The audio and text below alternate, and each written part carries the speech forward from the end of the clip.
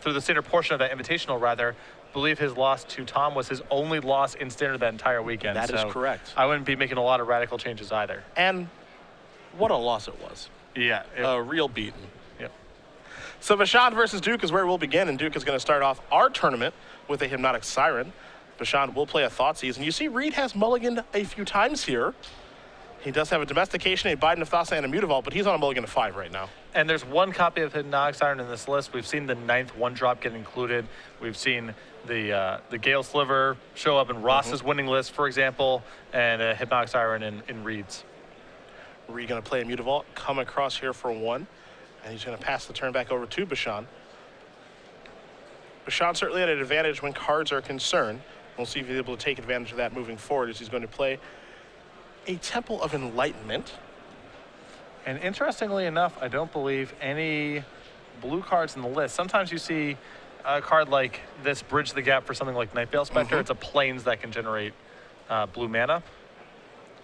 Thoughtseize number 2 here for Bachand. Has the same options between Domestication and Biden of Thassa. I'm going to take Biden this time. These main deck Domestications here from Duke, 2 of them. He's found them both. Probably trying to give himself a little bit of an edge in the mono blue mirror. There's a bunch of matchups where Domestication is among your better cards. So not surprising to see the move to the main deck. I know Grey Catch in the Vegas Invitational a little while back had 2 or perhaps 3 in his main deck. Yeah, he had quite a few. So not that uncommon to see this. So Duke just play an island off the top of his deck, come in with the Mutavault and the Siren. Bachand is already down to 12. And Duke will draw a card. Again, we know he has Domestication. Not sure what the mystery card in his hand is right now. Reid's list pretty stock, all things considered. Mono Blue doesn't really have a lot of moving parts. The spells here this weekend for Reid: 1 Rapid Hybridization, a Cyclonic Rift, 2 Bite of Thassa, and 2 copies of Domestication. As he does come across here for 3 points yet again. Bachand is down to 9. Taking his slumps here. He needs to find something to do. He is without double black, and now he has a second swamp here, but his creature base is Lifebane Zombie and Desecration Demon, so with only a single swamp in play, there's not a lot for him to do. Bachand just going to pass the turn. You have to imagine he's got a removal spell at the ready now, as Duke will draw a card here. Again, we know about the Domestication in Reid's hand. Not sure about the rest of the contents. The second black is critical here for Jacob, as it allows him to cast Hero's Downfall and Bioblight. So probably turns on some removal spell in his hand. And you see Reid respecting that, not attacking with the Mutavault. Looks like he does have a follow-up play, however, and it will be a Tidebinder Mage. Nothing to target, so just a boring old 2-2 here for Duke. You have to imagine Bachand was hoping to catch that Mutavault, but Duke refusing to activate it. Bioblight will take care of the Tidebinder Mage. Just a little too obvious that something's going on with Jacob at that point, playing the second black mana and just passing. Bachand reaching for mana here. Had a pretty low 8 life, all things considered, with Duke on a mulligan to 5. Let's make it 6, as here's a Thoughtseize. It's Nightveil Spectre and Domestication. And this third Thoughtseize is actually pretty good for Reid here.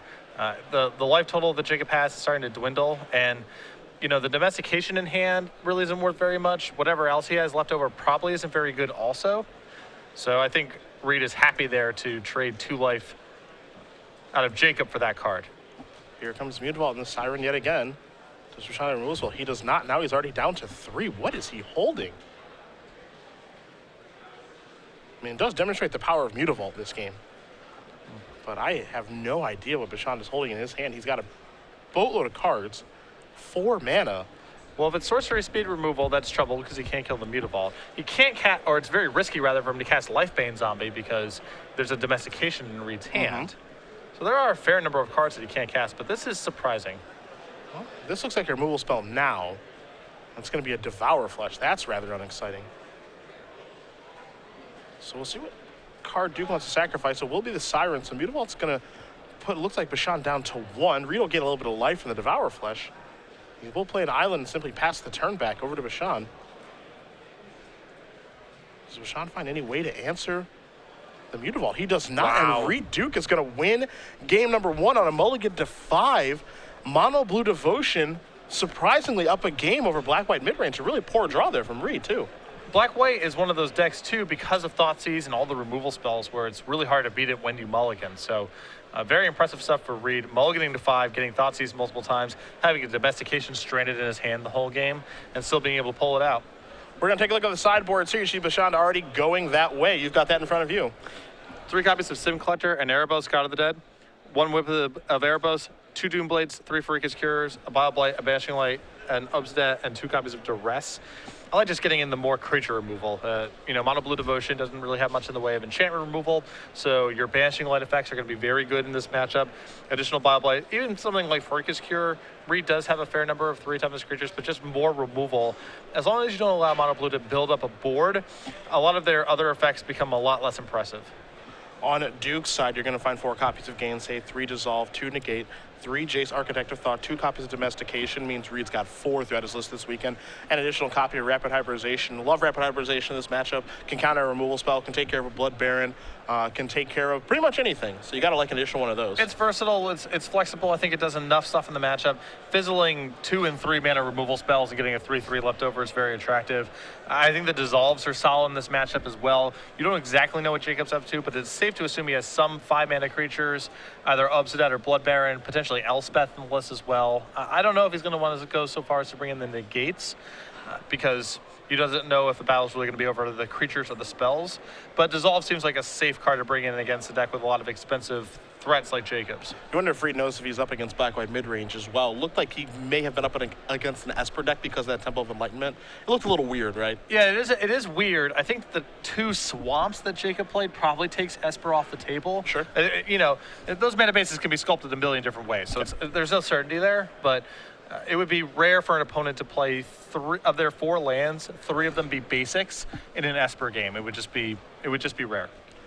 As these players do finish sideboarding, we do want to talk about SCG Game Night with everybody. It has gone worldwide now, and it's coming in September. This is exciting stuff. This is going to be occurring every Wednesday night at local stores everywhere. All participating stores is going to involve 2 pins and 8 foil tokens per week as the prize kit, with new pins and foils being brought out each month. The stores have sole discretion to run these events however they want to. So if they want to be running them as drafts or standard tournaments, that's fine. Even things like Commander, Two-Headed Giant, sanctioned or unsanctioned.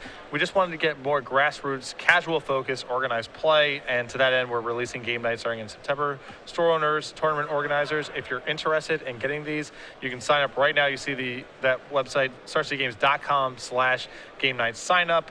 And players, if you're interested in bringing these to your stores, just talk to your store owner or to your tournament organizer. Get these things up and running again every Wednesday night starting in September. And September will be here sooner than you think.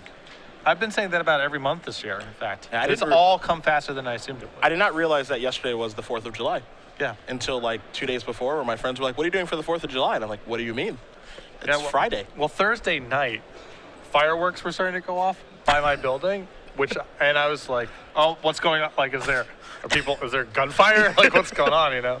Eventually figured it out. You live in a relatively safe part of San Diego. Yeah, San Diego in general is a pretty safe. Yeah. And I live in a pretty suburban part of San Diego, but still, when you don't expect fireworks, it's hard to assume that what's going on outside your building is fireworks. I have to actually express some disappointment in people. July 3rd, when I was hanging out with my friends before I flew over on my red eye, people were just launching fireworks. Yeah. Could we wait? Right. Could we just wait, the 4 hours or whatever? Come on. What's the rush? Right. You get to do that all day Friday with no repercussion. Yeah, they started going off 9 o'clock on Thursday night. Yeah. And I thought maybe it's because, now it's midnight East Coast, so it's like the New Year's thing or whatever. No, it's not okay. But still. It's not okay. Just wait the day, and then just have as much fun on Friday as you want. I totally agree. Maybe it's just because we're actually old. not as much fun, because I think fireworks in excess are really annoying. There's definitely a number that is appropriate. Yeah. I don't know what that number is, but I did see yesterday on Twitter, Tom Ross was firing off some bottle rockets off of Garrick's axe, the new Garrick. It's Louisiana born and bred. Yeah, right? that's how they do it with the boss. He said he's never fired off fireworks before, so he gave it a shot with bottle rockets off a giant axe. Sure. Nice. Tom Ross, of course, our Season 2 Invitational Champion with Boss Sly. We will see him at the end of the year at the Players' Championship, and hopefully sooner than that, hopefully. I hope so, too.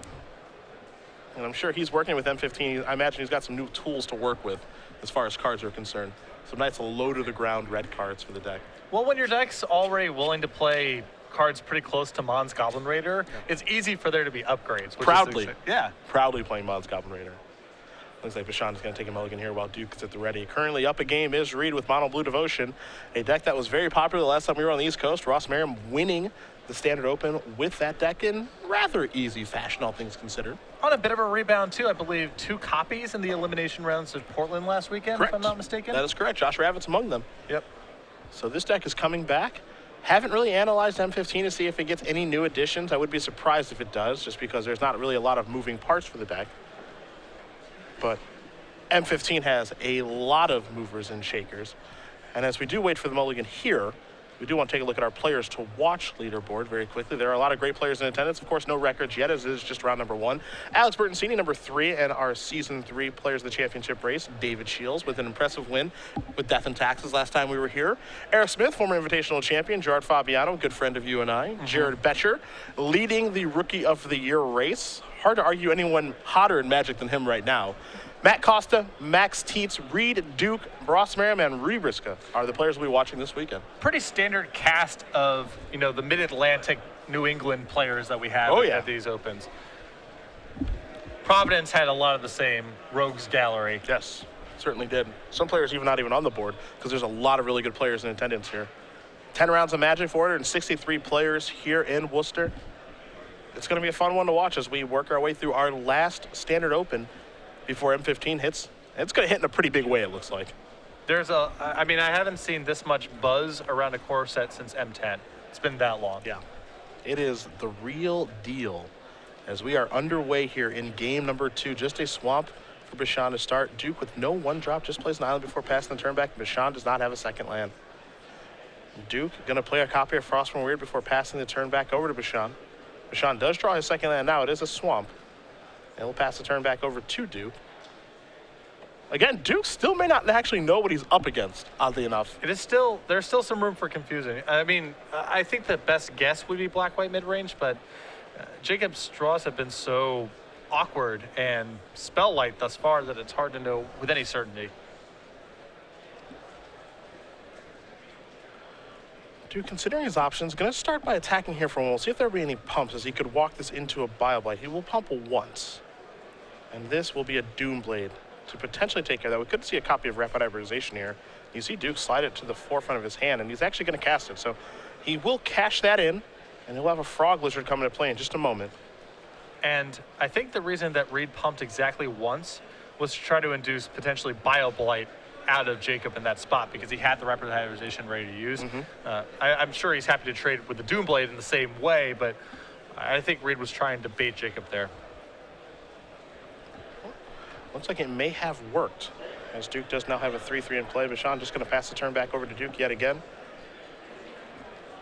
And for a deck that's so tempo-oriented as Mono Blue is, the spots where you get hit by Rapid Hybridization are so devastating. It's just so mana efficient, and it's a challenging card to beat if you're not very careful about it. Ultimate Price going to join the party, take care of that Frog Lizard. Nightfell Spectre on Duke's side now, a Pack Rat for Bachand. Bachand is certainly behind in this game as Duke draws another island, and he does have a Domestication in hand. And this is one of the cards that's best against Mono Blue Devotion is Pack Rat, but it's probably going to be way too slow here for this game, even if Jacob is able to find a third land off the top right now, which is no guarantee. In comes the Nightfell Spectre. The trigger will reveal a Pack Rat here. Duke unable to cast that right now, but maybe he'll find a swamp moving forward. His one Nykthos in his list too enables it at this point. Yeah, we haven't seen one of those in most of these lists nowadays. 20 islands, 4 copies of Mutavault, and then the 1 Nykthos. And I think once you have Hypnotic Siren in the list, now 1 is just kind of a 9th 1-drop, but if you got to the point where you're playing 2, I think that becomes an argument for potentially adding a second Nykthos to the list as well. Well, speaking of Nykthos, here it is. Going to tap for black mana from the Nightfell Spectre, put a Pack Rat into play. And now, going to discard island and make a rat. So Reid is going to work here with Pack Rat.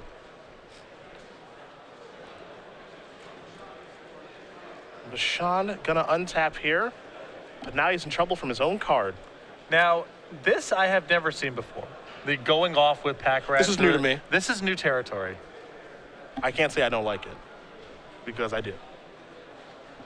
I think it is an enjoyable experience as Pack Rat's going to come in here 4-2. Reid going to go down to 18. No interest in trading. Duke gonna draw a card here. It does have a Mutavault in his row, so you can actually just go the full mono black pack rat beatdowns. Well, for example, here he can add 5 black, domesticate a pack rat, and make a pack rat. It's not a bad turn. That's just one option. Reid might find something better. That was my first blush Yeah. guess at what the turn could offer. I've heard of worse turns. Yeah. I will take your rat, I will make a rat, and I will crush you.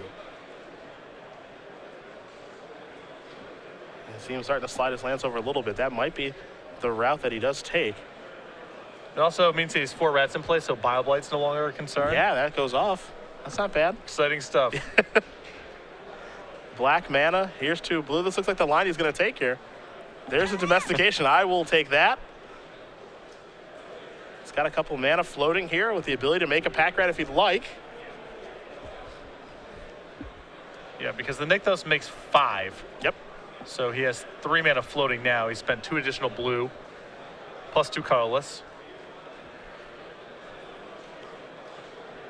And it looks like he's just going to move forward here with an attack. So 2, 3, 4, 5, 6, 7, 8 points of damage Bachand will take. There will be a Nightveil Spectre trigger here in just a moment. That'll reveal a Mutavault. Sure. Put that right into play. Nightveil Spectre is just a lot of fun. It is a lot of fun, actually. I think the design's super sweet. Yeah, I like that card a lot, actually. Here's the plan for Bachand. Might be a little too late at this point. Pretty high variance, allows for moments to occur that really no other card enables. There are a lot of stories of Pro Tour Theros about that card doing some ridiculous things. And a lot of the time it's a card that, forces action from your opponent, and it can dominate a game all by itself. We've seen it many times. It also has games where it does really nothing. So there's a wide range of the way that card plays out. Yeah. One of the better Spectre cards that we've seen over the years. What's the best Spectre? Blazing? Probably Hypnotic Spectre. Yeah, I mean, still. in terms of class, Hypnotic Spectre was a dominating force in the mid-90s, more than any other Spectre down the line ever became. Banishing Light going to show up here. See what that's going to target. Domestication's not a bad choice. You get Jacob his pack rat back. However, again, he might just be a little too far behind. Reid with the pack rat advantage, 2 Mutavaults as well. I think Jacob might be on chump blocking detail this turn. I mean, Reid's representing the ability to make these rats into, at least make 2 rats and activate his Mutavault. So Jacob is looking to start chump blocking this turn. Reid, being the way that he is about things, is still going to slow down, take his time, and make sure he's not walking anything unnecessary, but he has a commanding edge here. And just doesn't want to make an error when he's so far ahead at this point. Which is smart. A lot of players, when they are ahead, maybe play a little too quickly. I'm certainly guilty. Wants to make sure he doesn't make any errors. That's why he's one of the best players in the world. I'm charmed by a player of Reid's ability level and resume and fame wearing the Pro Tour competitor shirt. Do you think any of his opponents are like, oh, I had no idea. That's so sweet that you played in a Pro Tour. That's really cool. Yeah. Where'd you get that? Where'd you get that? Exactly. How'd you qualify? Yeah. I woke up, mostly. That's how I queued. Here's an island. Looks like Nykthos is going to be generating a bunch of mana. Domestication. I will take that. Thank you. I will activate these. Let's go into the red zone here. Pack rats are 4/4, so we block a rat. We take 4, 5, 6, 7, 8. Looks like Exactsies to me. So 6 uncontested, and then 4 either way. Rats are actually 5s. 2 Mutavaults and the new rat over there. And that's going to do it. Reid Duke is going to win this match over Jacob Bachand. 2-0. Mono Blue Devotion wins our first match on the weekend here from Worcester. And even in a matchup where you wouldn't think that domestication was going to be the best thing, you think the battle's eventually going to be over something like Obzdad or Blood Baron. In that sort of game, the way Jacob's draw was, domestication was outrageous. Yes. Really, really good against him. And I mean, he does have a lot of domestication targets. Of course, Pack Rat, Lifebane Zombie. There are times where you can take a Desecration Demon to force through damage.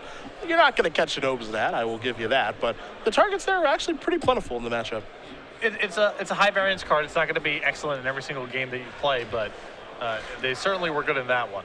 And opting to go with 2 of those main deck and 2 in the sideboard, Reid really feeling like domestication is really well situated for the weekend. It's a powerful card. I mean, the only reason that its representation has been low historically was because mono black devotion and Sphinx's revelation of some sort was the battle that you're fighting. There's a lot of matchups where Domestication is your best card. So if Reid's anticipating the metagame's a little bit more open this weekend, maybe he's going to be playing against more mono red, maybe he's going to be playing against more mirror matches, that sort of thing. Main deck Domestication makes a lot of sense.